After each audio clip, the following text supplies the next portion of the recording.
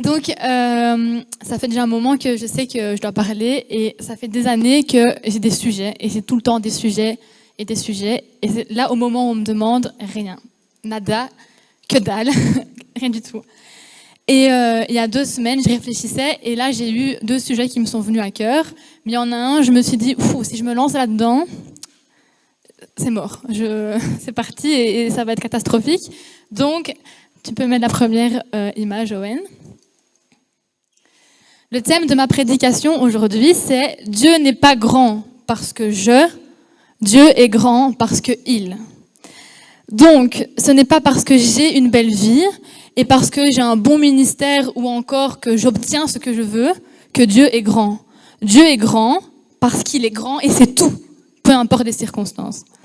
Donc, comment ce thème m'est venu ? Il m'est venu parce que je réfléchissais aux chants qu'on peut écouter et qu'on peut chanter par moment, des chants qui sont bons et que je pense qu'il faut continuer à utiliser à l'église, à écouter pour nous-mêmes. Mais je remarque que trop facilement, on peut tomber dans le culte du moi et on chante, mais on est très auto-centré sur nous-mêmes. Je prends des exemples de paroles qui, moi, quand Dieu m'a mis ce thème-là à cœur, ça m'a frappé. Des chansons qui disent, par exemple, et c'est pas une attaque par rapport à ces chansons, je le précise, moi, c'est des...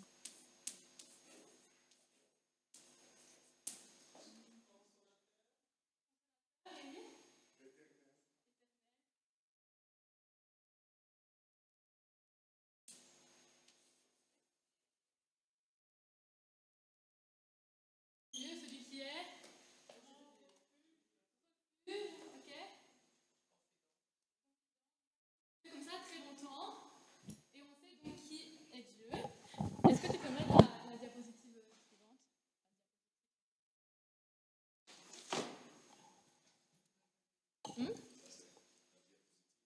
Ouais, moi je dis ça encore. Moi je dis encore diapositive. Donc c'est un peu écrit petit, mais donc moi j'ai déjà fait une liste. Donc Dieu est amour dans 1 Jean 4, 16. Et nous avons connu l'amour que Dieu a pour nous et nous y avons cru. Dieu est amour et celui qui demeure dans l'amour demeure en Dieu et Dieu demeure en lui. Dieu est tellement amour que si tu demeures dans l'amour, tu demeures en Dieu. Pourquoi ? Parce que l'amour et Dieu, c'est indissociable en fait. L'amour égale Dieu. Pas l'amour avec un petit A, le grand amour. Celui qui se sacrifie. Dieu est créateur. Colossiens 1,16, car en lui ont été créées toutes les choses qui sont dans les cieux et sur la terre, les visibles et les invisibles, trône, dignité, domination, autorité, tout a été créé par lui. Maïté l'a dit, donc créateur. Dieu est fidèle, 2 Pierre 3,9, le Seigneur ne tarde pas dans l'accomplissement de la promesse, comme quelques-uns le croient, mais il use de patience envers vous, ne voulant pas qu'aucun périsse, mais voulant que tous arrivent à la repentance. Ça, on l'avait déjà vu à la prière une fois. Dieu est fidèle. Quand toi, tu oublies, quand toi, tu penses que le temps est passé et que Dieu, peut-être qu'il faut que je lui rappelle sa promesse parce que ça fait quand même 5 ans, il n'a pas oublié, il gère. Mais tout ça, amour, créateur, fidèle, Dieu l'est, c'est comme ça, on peut pas le changer, mais tout ça est lié à nous-mêmes en fait. Dieu est amour. Pourquoi on dit ça ? Parce que Dieu m'aime, Dieu est fidèle envers moi, Dieu m'a créé. Tu peux mettre là-dessus. Mais il y a aussi tout ça. Et c'est indépendant de nous en fait, qu'on soit sur terre ou pas. Dieu est puissant, Dieu est grand, Dieu est saint. Donc j'ai mis 2 versets. Donc Dieu est puissant, sage, intelligent. Dans Jérémie 10, 12. Il a créé la terre par sa puissance. Il a fondé le monde par sa sagesse. Il a étendu les cieux par son intelligence. On a aussi Psaume 65, 7. Il a fermé les montagnes par sa force. Il est saint de puissance. Ensuite, on a Dieu est grand. Job 36, 26. Dieu est grand, mais sa grandeur nous échappe. Le nombre de ses années est impénétrable. Dieu est tellement grand qu'on ne peut pas comprendre. On ne peut pas toucher cette grandeur-là. 1 Roi 8, 27, est-ce que vraiment Dieu habiterait sur la terre ? Les cieux et les hauteurs des cieux ne peuvent te contenir, encore moins cette maison que j'ai bâtie. Dieu est saint. 1 Pierre 1, 16, vous serez saints comme je suis saint. Psaume 22, 4, pourtant tu es le saint, tu sièges au milieu des louanges d'Israël. Et tout ça, ce sont des caractéristiques de Dieu qu'on a acquises et c'est machinalement. Là, tout ce que je vous ai demandé, vous l'avez dit, c'était automatique. On sait tout ça. On le sait. Et la Bible en parle et en parle et en parle. Toutes ces caractéristiques de Dieu, elles sont indépendantes de notre volonté, de nos actes ou de nos choix. On pense que nos actes, nos choix vont changer qui est Dieu, mais Dieu est qui il est et c'est inchangeable. Dieu est tout cela depuis toujours et pour toujours. Tu peux mettre la suivante. Bon, malheureusement, c'est un peu trop clair sur l'écran. Le verset, c'est Jacques 1,17 qui nous dit « Toute grâce excellente et tout don parfait descendent d'en haut, du Père des Lumières, chez lequel il n'y a ni changement, ni ombre de variation. » C'est-à-dire que depuis toujours et pour toujours, Dieu est le même et il n'y a pas une chose qui peut le changer. Ce ne sont pas nos actes qui vont bouleverser ce fait établi. Nous, parce que vu qu'on nous, on change par rapport aux circonstances, on pense que Dieu est comme nous, mais Dieu n'est pas soumis aux circonstances.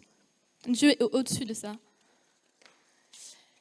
Et alors, du coup, on va arriver à mon deuxième point. Tu peux mettre, du coup, pourquoi aimes-tu Dieu? Donc c'est bien, on dit, oui, mais on sait qui est Dieu, on sait tout ça. Et tous ces points évoqués, ils peuvent sembler un peu bateaux. C'est comme une évidence. Si je vous le demande et je l'ai fait, vous m'avez dit machinalement tout ce que j'ai écrit là. Et qu'on ne sait peut-être pas lire, mais c'est pas grave. Tout est écrit là. On a des preuves de ce que vous avez dit. Nous avons un tas de choses à dire et nous savons un tas de choses sur qui est Dieu. Nous en avons parlé à l'église, avec notre famille, avec des amis chrétiens, etc. On sait qui est Dieu. Si j'ai une discussion avec vous et qu'on parle de Dieu, on va utiliser ces mots. C'est pratiquement impossible d'avoir une discussion sur Dieu sans utiliser ces mots. Là où mon message commence vraiment, c'est maintenant, et c'est avec cette question. Est-ce que je crois encore que Dieu est tout cela quand je passe par l'épreuve? Est-ce que si je finis mon existence dans l'épreuve ou la souffrance, je crois encore que Dieu est grand et fidèle? Et on pourrait se dire, oui, mais bon, c'est pas le cas, c'est parce que Dieu veut. Tous les apôtres, pratiquement tous les disciples, ont fini dans des morts atroces. Et jusqu'au bout, ils ont déclaré qui était Dieu. Est-ce que si moi, je finis mon existence dans la souffrance, je continuerai à dire ça? À une certaine période de ma vie, mes convictions de qui est Dieu ont vraiment été mises en déroute. L'épreuve était là et je me suis demandé, mais si Dieu, il est grand, il est fidèle, pourquoi tout ça se passe? Et est-ce que vraiment c'est sincère dans ma bouche quand je le dis? Et au fond de moi, pourtant, je ne pouvais pas abandonner l'idée que Dieu est celui que la Bible me présente. Mais je me disais, pourtant, mes yeux, là, ils doutent. Et du coup, j'ai contacté un pasteur et je lui ai exprimé toute ma détresse. J'ai dit, mais c'est pas juste, tout ça est injuste, je comprends pas. Si Dieu, il est grand comme ça, comment des chrétiens peuvent mourir tout seuls comme ça? J'étais vraiment en colère. Et il m'a dit une chose qui m'a vraiment déstabilisée et même un peu vexée, c'est, mais Luana, quelle est ta foi? As-tu vraiment la foi? Et moi, je me suis dit, mais quelle insulte, je suis à la louange depuis que j'ai 14 ans, vous me demandez si j'ai la foi, c'est évident, j'ai la foi. Et dans le fond, il le savait que j'avais la foi, je le savais, il le savait. Mais plus profondément que ça, je me suis questionnée et j'ai remis ma façon de penser en question et je me suis dit, est-ce parce que les choses ne vont pas bien dans ma vie que Dieu n'est plus qui il est? Et Dieu est-il grand uniquement quand cela m'arrange? Ou alors, si actuellement ma vie ne présente aucune situation radicale de la grandeur de Dieu, est-ce pour cela que Dieu n'est pas grand? Parce que notre vie ne présente pas tout le temps des situations radicales de j'avais telle maladie, j'ai été guérie de façon grandiose, ou il y a eu un accident de train, mais un ange est venu me chercher dans le train, je ne suis pas morte. Enfin, c'est pas parce que je ne vis pas ça que Dieu n'est pas grand. Et donc la réponse à toutes ces questions, c'est non. Dieu ne change pas et Dieu n'est pas soumis à ce que je vis au temps présent. Et alors on va lire, tu peux pas encore, mais on va lire dans Exode 32. Et donc pour le contexte, c'est Moïse qui monte au mont Sinaï pour y recevoir les commandements de Dieu, donc les tables de la loi. Et il va partir pendant plusieurs jours, donc 40 jours. Et là, le peuple hébreu, il ne voit pas Moïse revenir et il commence à s'impatienter. Et donc il va aller trouver Aaron et lui dire, écoute, là, Dieu, je ne sais pas où il est, mais il est un peu en retard, donc fais-nous un autre Dieu, et ils vont créer un veau d'or. Et donc, on va lire Exode 32, versets 1 à 6. Le peuple vit que Moïse tardait à descendre de la montagne. Alors, le peuple se rassembla autour d'Aaron et lui dit, « Fais-nous des dieux qui marchent devant nous. Car ce Moïse, cet homme qui nous a fait monter d'Égypte, nous ne savons pas ce qui est advenu de lui. » Aaron leur dit, Enlevez les anneaux d'or qui sont aux oreilles de vos femmes, de vos fils et de vos filles, et apportez-les-moi. » Tous les gens du peuple enlevèrent les anneaux d'or qui étaient à leurs oreilles et les apportèrent à Aaron. Celui-ci prit l'or de leurs mains, le façonna au burin et fit un taurillon de métal fondu. Puis ils dirent, « Voici tes dieux, Israël, ceux qui t'ont fait monter d'Égypte. » Lorsqu'Aaron vit cela, il bâtit un autel devant le taurillon et s'écria, « Demain, il y aura une fête pour le Seigneur. » Le lendemain, ils se levèrent de bon matin, ils offrirent des holocaustes et présentèrent des sacrifices de paix. Le peuple s'assit pour manger et pour boire, puis ils se levèrent pour s'amuser. Donc là, on voit que quand on lit ce texte, c'est vraiment absurde. Ils prient un Dieu qu'ils ont créé de leurs propres mains. Et ce qui va se passer après, c'est que Dieu va prévenir Moïse que le peuple hébreu est corrompu et il va lui dire qu'il va le punir sévèrement. Et là, Moïse, il va supplier Dieu d'épargner le peuple, ce qu'il fera. À ce moment-là, il dit d'accord, Moïse, je vais épargner, je vais faire. Et alors, à ce moment-là, il descend de la montagne, les 2 tables du témoignage dans la main, et Josué vient près de Moïse et dit, écoute, le peuple crie, on dirait qu'il y a un cri de guerre. Et Moïse dit, c'est pas un cri de guerre que j'entends, c'est des chants. Et voici ce qui va alors se passer. Donc c'est Exode 32, 19 à 35. Comme il approchait du camp, il vit le taurillon et les danses. Alors Moïse se mit en colère. Il jeta les tablettes et les brisa au pied de la montagne. Il prit le taurillon qu'ils avaient fait et le brûla au feu. Il le réduisit en une poussière qu'il dissémina sur l'eau et il le fit boire aux Israélites. Moïse dit à Aaron, « Que t'a fait ce peuple pour que tu aies fait venir sur lui un si grand péché ?» Aaron répondit, « Ne te mets pas en colère, mon Seigneur. Tu connais toi-même ce peuple, il est porté au mal. » Ils m'ont dit, « Fais-nous des dieux qui marchent devant nous, car ce Moïse, cet homme qui nous a fait monter d'Égypte, nous ne savons pas ce qui est advenu de lui. » Je leur ai dit, « Que ceux qui ont des objets d'or les enlèvent. Ils me les ont donnés, je les ai jetés au feu, et il en est sorti ce taurillon. » Moïse vit que le peuple était incontrôlable, car Aaron l'avait laissé devenir incontrôlable. Il allait être la risée de ses adversaires. Moïse se tint debout à la porte du camp et dit, « Ceux qui sont pour le Seigneur, à moi. » Tous les fils de Lévi se rassemblèrent autour de lui. Il leur dit, « Ainsi parle le Seigneur, le Dieu d'Israël. Que chacun de vous mette son épée au côté, passez et repassez dans le camp d'une porte à l'autre, et tuez qui sont frères, qui sont amis, qui sont parents. » Les fils de Lévi firent ce que Moïse avait dit. Ce jour-là, il tomba environ 3000 hommes parmi le peuple. Moïse dit, « Soyez investis aujourd'hui pour le Seigneur, chacun même au prix de son fils ou de son frère, afin qu'il vous accorde aujourd'hui une bénédiction. » Le lendemain, Moïse dit au peuple, « Vous avez commis un grand péché, maintenant je vais monter vers le Seigneur, peut-être pourrai-je faire l'expiation pour votre péché. » Moïse revint vers le Seigneur et dit, « S'il te plaît, ce peuple a commis un grand péché, ils se sont fait des dieux d'or. Si maintenant tu voulais bien pardonner leurs péchés, sinon je t'en prie, efface-moi de ton livre, celui que tu as écrit. » Le Seigneur dit à Moïse, « Celui que j'effacerai de mon livre, c'est celui qui a péché contre moi.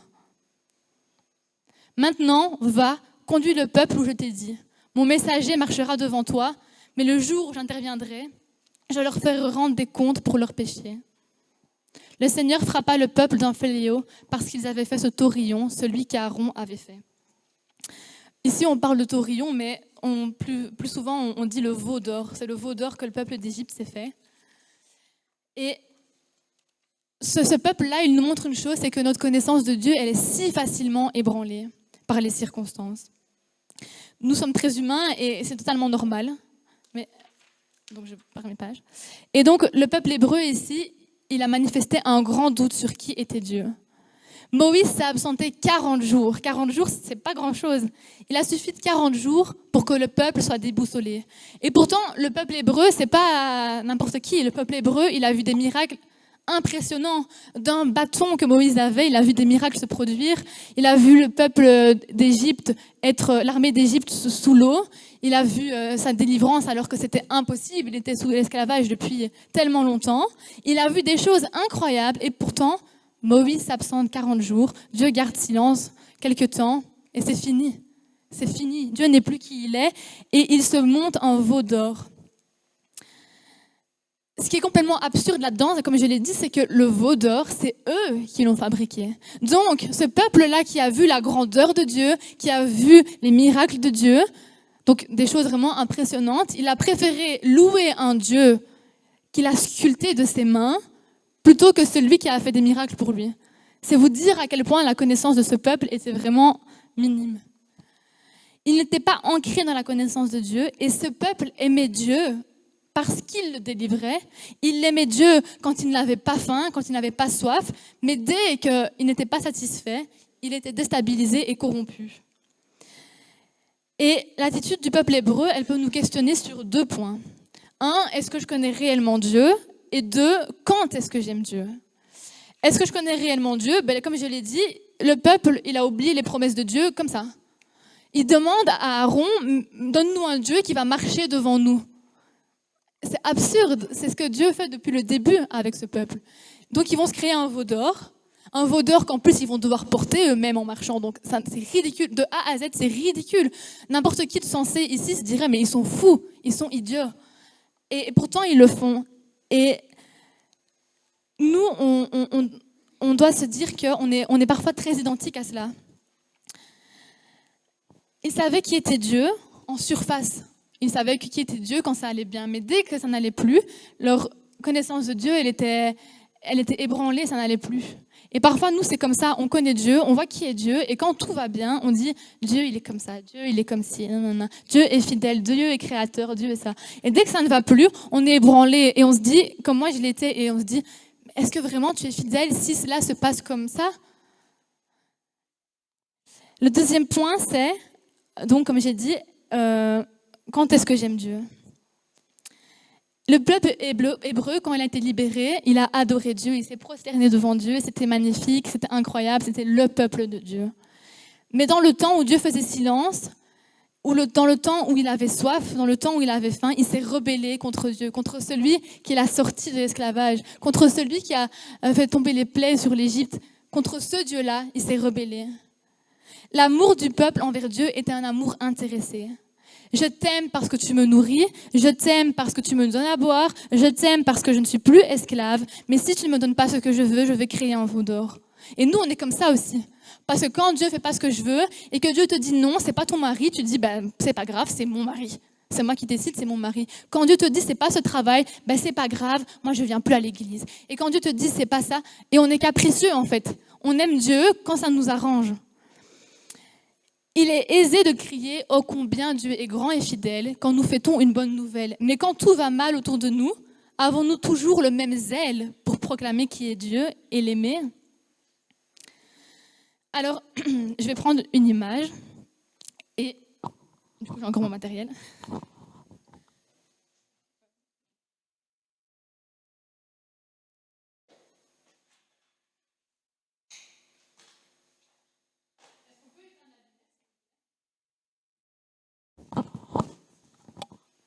Donc, si je prends ceci, ça a trouvé le sac, mince. Okay. Donc, ceci est une lumière. On est d'accord là-dessus? Que celui qui n'est pas d'accord avec moi me le dise, mais je pense que sur ce point-là, on va tous être d'accord. C'est une lumière, cette lumière, elle brille.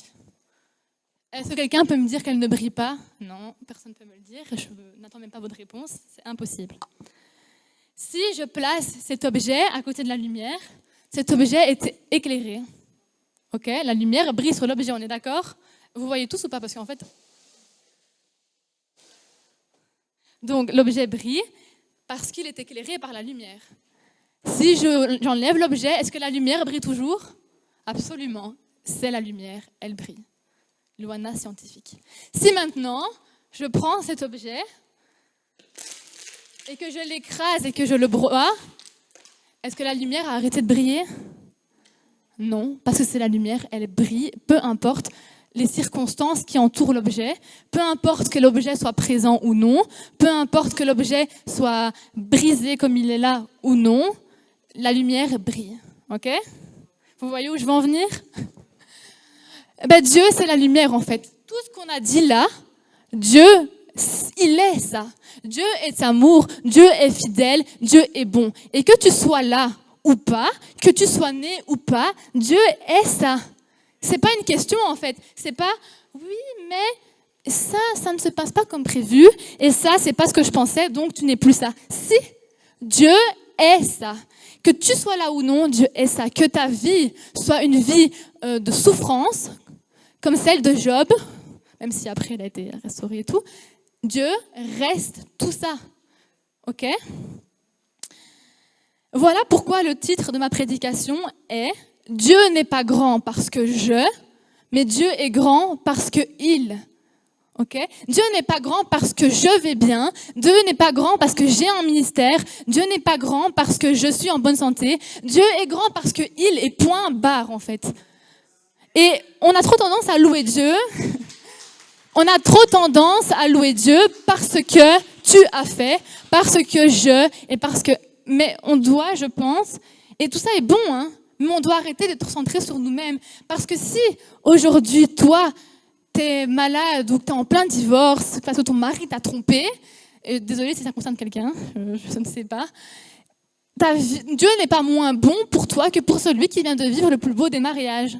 Si tu dis que Dieu est bon parce que alors ça veut dire que tu insinues que Dieu peut être plus grand pour quelqu'un que pour quelqu'un d'autre. Or, nous l'avons vu, Dieu n'a pas une nombre de variations. Et ça, c'est pour tout le monde. Alors, nous devons ancrer qui est Dieu indépendamment de nous-mêmes. On doit cesser de dire Dieu est ça parce que je. Dieu est ça parce qu'il, et c'est tout en fait. Et lui a choisi d'être ça pour nous. Mais s'il avait voulu ne pas l'être pour nous, ça ne change pas qu'il est ce qu'il est. Si Dieu est grand, mais que ça ne nous servait à rien, ça ne change pas qu'il est grand. Mais il nous aime, alors il a décidé que ce serait utile pour nous. Et si aujourd'hui tu passes dans la vallée de l'ombre de la mort, comme le dit la Bible, Dieu n'est pas moins grand pour toi que ce qu'il ne l'est pour celui qui vient de vivre un mariage miraculeux et inattendu, comme mon frère Jérémia par exemple. Et là, on va arriver donc à mon troisième point. Aimer Dieu dans l'épreuve. Parce que c'est bien, on parle, ok, on n'aime peut-être pas Dieu correctement, on connaît peut-être pas Dieu, mais que faire? Et donc aimer Dieu dans l'épreuve. On va lire Job, mais tu peux ne pas encore mettre. Et Job, il avait 10 enfants, il avait une épouse, il avait du bétail à gogo, il peut nourrir toute la Belgique, il avait tout. C'était un homme important, il était reconnu. On reconnaissait l'importance de Job, on savait qui il était. C'était quelqu'un qui avait un impact. Job était droit et aimait Dieu. Et ça, c'est de la bouche de Dieu que l'on sait ça. Dieu disait de lui qu'il était droit, qu'il était vraiment intègre. Et un jour, Dieu a une discussion avec Satan. Et Dieu dit à Satan que Job est un homme intègre. Regarde mon serviteur, c'est un homme intègre. C'est un homme droit.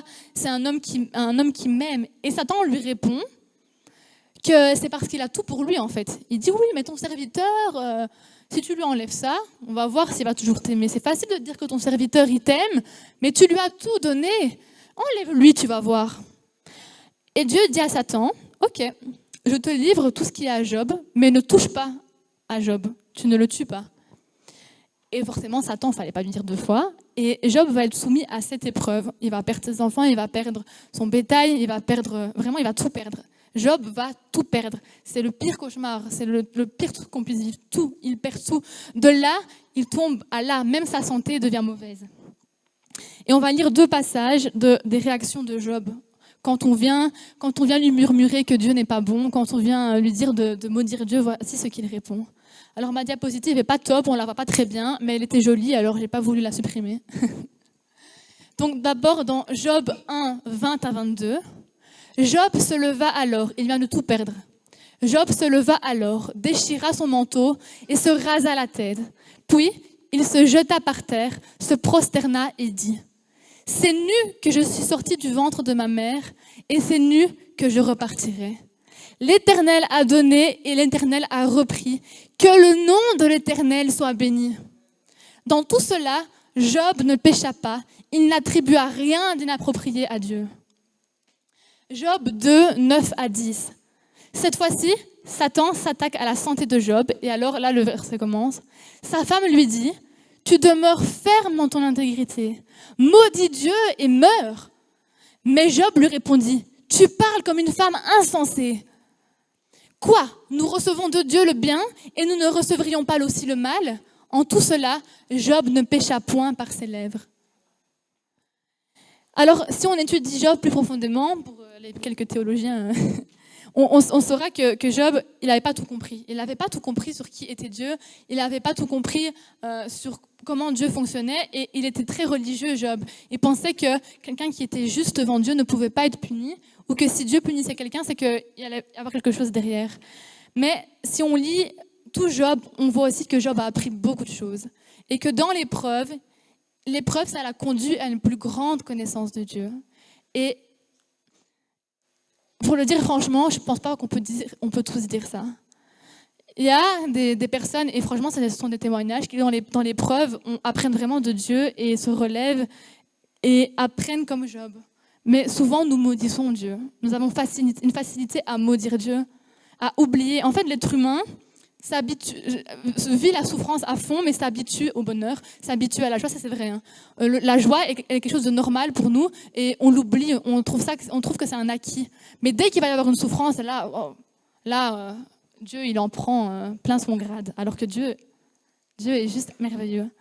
Et Job, il a pu apprendre plus de Dieu parce qu'il est resté intègre avec Dieu, que son cœur était bien disposé. Jamais il n'a maudit Dieu. Il a voulu arrêter de vivre, etc. Mais jamais il n'a maudit Dieu. Jamais il a commencé à critiquer Dieu, à aller contre Dieu. Il est resté droit, il est resté intègre.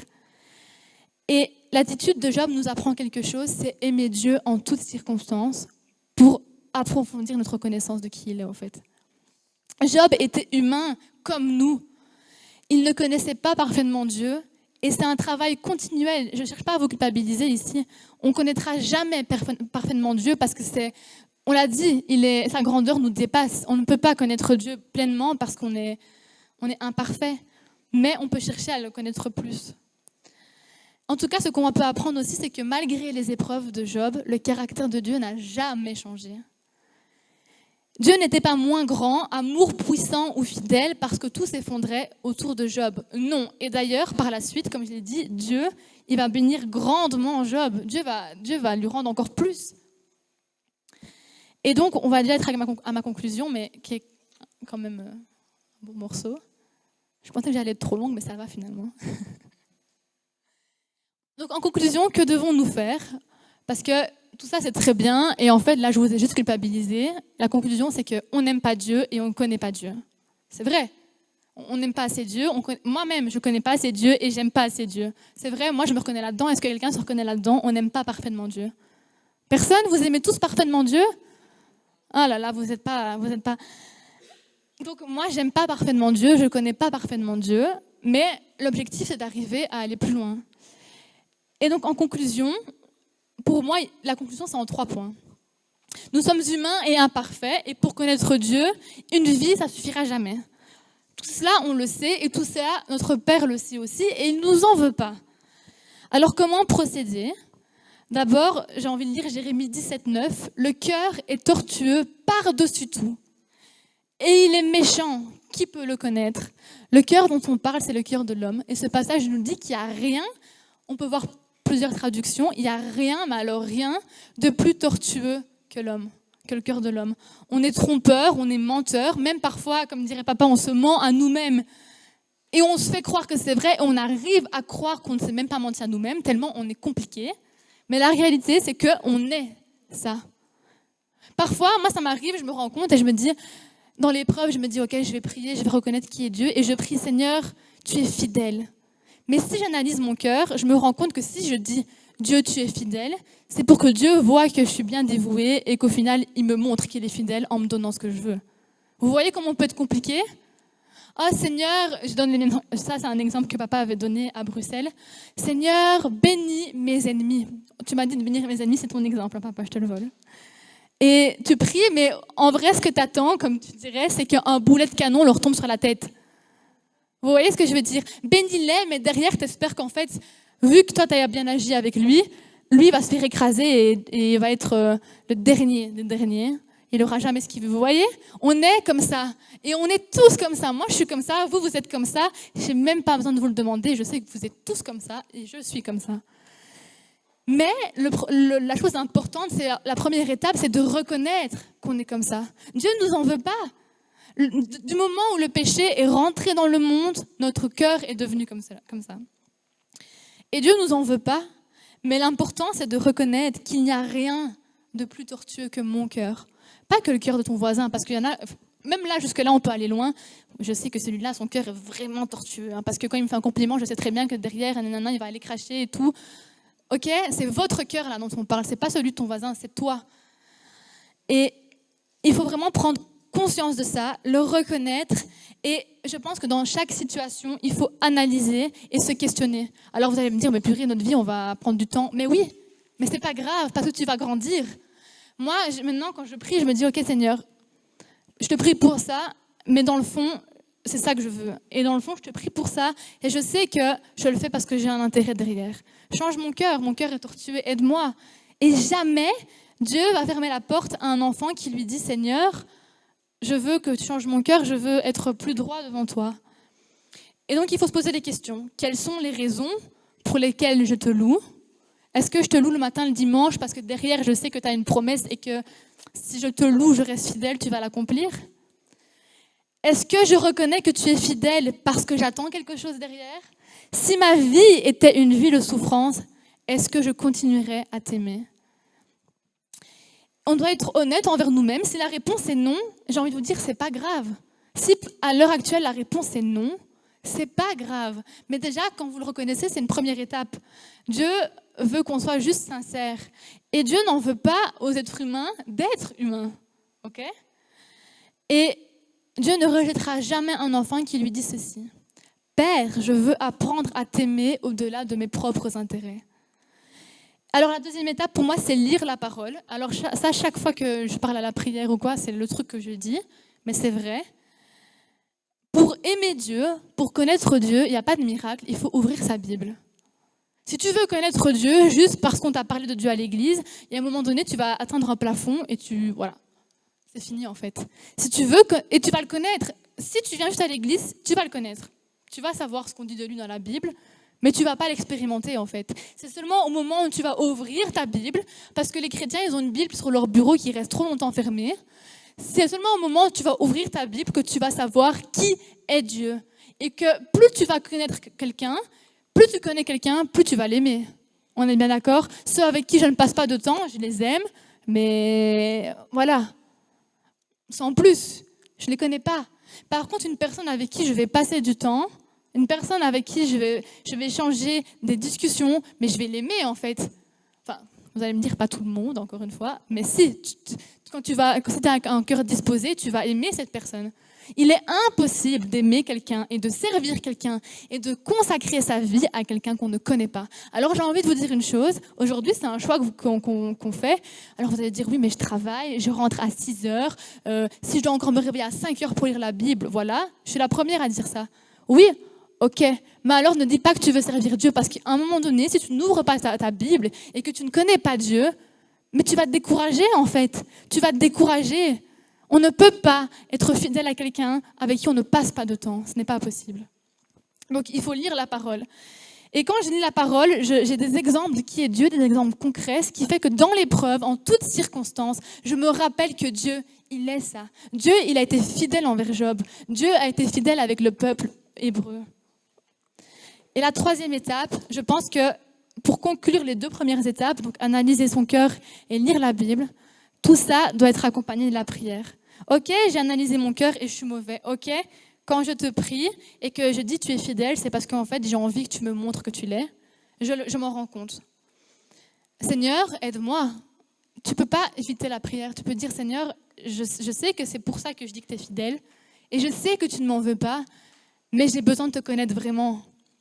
Et là, tu peux demander à Dieu de se révéler à toi au-delà de tes attentes. Et demande à Dieu de changer ton cœur et de t'aider à ne plus chercher Dieu pour ce que tu attends derrière, mais pour qui il est, en fait, parce que qui il est suffit. Il y a des personnes dans cette église qui sont un vrai témoignage de qui est Dieu et qui ont eu des vies vraiment... Je prends un exemple, je pense qu'on la connaît tous. Moi, quand je vois Marianne qui aime Dieu de tout son cœur et qui, malgré les épreuves, et voilà, elle ne peut pas être là aujourd'hui, mais quand on voit son cœur, elle a toujours aimé Dieu, elle a toujours aimé les autres, mais parce que Marianne lit sa Bible. Si vous avez déjà eu un cadeau de Marianne, c'est toujours un verset, ok? Marianne aime Dieu, connaît Dieu.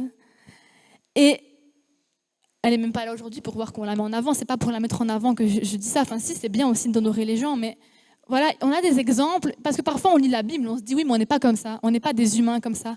Mais regardez autour de vous, regardez dans l'église, il y a des exemples, des gens qui ont vécu des choses et qui sont encore là. Et on doit vraiment... Et s'ils sont là, c'est parce qu'ils connaissent Dieu aussi, ou que Dieu leur a fait grâce aussi, ça c'est clair, mais voilà. Il faut qu'on prie aussi, accompagner la lecture de la Bible en disant « Seigneur, j'ai lu ceci, ou je vais lire ceci, parle-moi, montre-moi qui tu es, je veux te connaître, je veux plus. » Et quand papa m'a dit, n'oublie pas, ta prédication, il faut qu'il y ait une conclusion et des clés pour agir. Je me suis dit, mais en fait, désolée, il n'y a pas de clé miracle en disant, tu dois faire cet acte-là dans l'église, commencer tel ministère. Je suis désolée, mais ce qu'il faut faire, c'est ça en fait. C'est lire sa Bible, ouvrir cette Bible qui est trop souvent fermée et prier et surtout analyser son cœur. Reconnaître qui on est et qu'on est imparfait. Je clôturerai ma prédication en disant que Dieu n'avait pas besoin de nous pour être grand et pour être qui il est. Il n'en a pas besoin. C'est pas parce que... En fait, il faut arrêter de penser que moi, si je fais la louange, par exemple, je prends mon exemple, moi, si je fais la louange, je vais aider Dieu à briller ou je vais aider Dieu à être grand et je vais aider Dieu à être glorieux.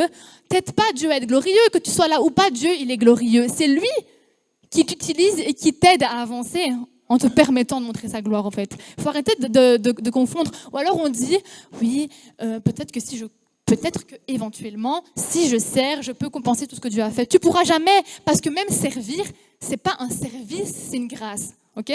Il faut qu'on arrête de dire servir, parce que c'est pas servir. Même servir, c'est un privilège. Rien que parce que tu sers, tu devrais dire merci. Ok ? Et Dieu, il est grand. Il n'est pas grand parce que il est grand parce que il. Ok ? Et donc, ça veut dire que Dieu n'a pas besoin de nous et que Dieu n'était même pas obligé de nous créer, en fait. Dieu n'était pas obligé de nous mettre ici. Dieu n'est pas obligé de t'utiliser. Et d'ailleurs, j'ai envie de te dire, si demain Dieu t'enlève tout et t'enlève ton ministère, tu es quoi ? Tu deviens quoi ? Moi, je me suis déjà posé la question et c'est Alice qui avait dit ça une fois à la louange, je m'en souviens, il y a des années.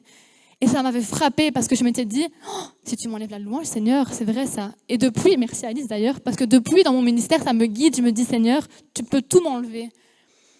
Parce que Dieu, en fait, n'a pas besoin de nous. Il a choisi d'avoir besoin de nous, ok ? Si ma vie entière était une existence malheureuse, ma vie entière, ok, toute ma vie, et si toutes les qualités de Dieu ne me servaient à rien, jamais, Dieu resterait quand même grand. Dieu, qui il est n'est pas lié à ce que je ressens et à ce que je vis. Et ça, nous, on n'arrive pas à l'ancrer. Ok, je vais répéter ce que je viens de dire.